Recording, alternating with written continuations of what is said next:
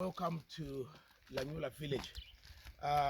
This is a sustainable village project that we are doing here in Wange district, Zimbabwe, with the aim of making a model for Zimbabwe. What it needs now, we are going back to how Zimbabwe can make strides and go ahead of where it's been in the doldrums. So this sustainable village will be one of its kind in this district. So it's a sustainable village that will look at local communities, how they can sustain themselves directly from this concept. So it has a heritage center, which is part of what I'm going to be showing you around here. And it's got lodgings where people can stay. It's got gardens. It's got all wildlife as well. So this will be a pilot project that will be duplicated in Zimbabwe, and also maybe some other African countries might also try and borrow that concept to see where they can get to, because it does. We want to move away from the dependent syndrome into a sustainable way of living. To help me show you one of the masterpieces of what we've done here, I've got Ephias. Hello, Mr. James. How are you? Good, good. Yeah. Good. Ephias is an artist here in Zimbabwe. He's the finest, not only the top artists in stone sculpturing in Zimbabwe, but in Africa as well. From Cape Town to Cairo, there's no one better than him. And I've also researched around in the world. There's no one of his generation who's better than him. So he's a worldwide artist. So the finest in the world at the current moment. The young man, and he's doing well for Zimbabwe, and are currently uncelebrated. There's nobody celebrating him in Zimbabwe, and we are here to showcase what he does. So, what is this? This is the moon. And You've done this yourself? Yes. From where? Well, what kind of a rock did you make this up from? Yes, this kind of rock, we find it in the east part of Zimbabwe, near Mozambique. Yeah, they call it dolomite.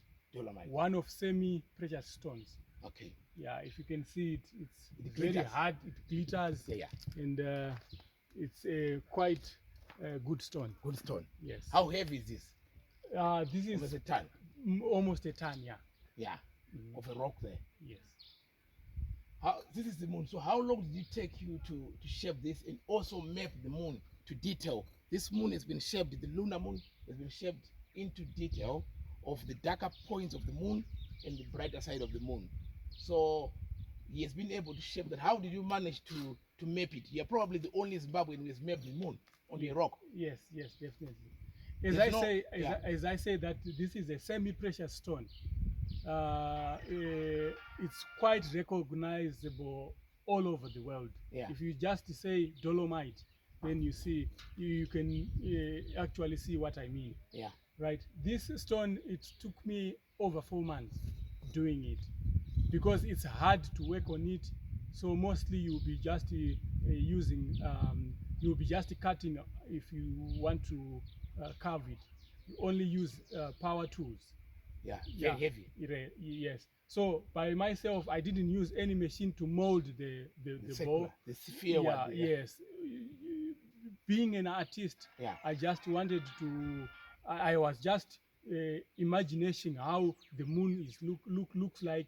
Then we will be just cutting, chipping off what is not needed until I reach where I wanted this round moon. Okay. At the same time, if you see the dark edges of the moon, I used another semi-precious stone called dolomite. This stone is very hard and it's very attractive too. So I had to dig around and then put it in there. Then stick it inside there. This is for life. Nothing can remove it, and it will stay as decades. In there. And because this stone is hard, it can stay on rain, snow, sun. As well. It suits any weather conditions. Wow, very interesting to know. So this this moon is the only man we ever have known in Zimbabwe to have mapped the moon and onto the rock.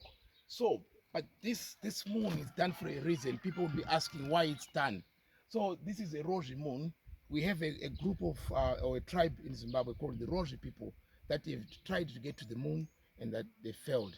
But this happened near Nyazura in Mount Tikwiri. So you can see the mountain resembled as well at the back, and the what they kind of used to get up to the moon, they used a ladder like that to try and get to the moon. So, as you know, there's all things like gravity and the termites and all that. So the whole structure collapsed. It did collapse. But we here on this sustainable village, we celebrate people that try, that have an idea and that try, and we celebrate them. So this is part of celebrating the Rozvi people for them trying to get to the moon, and we've got a symbolic moon done by Ephias. Thank you, Ephias, for doing this great job to the Rozvi people. This is your symbolic moon that has been done by Ephias in Zimbabwe for the Rozvi people. My pleasure. Good.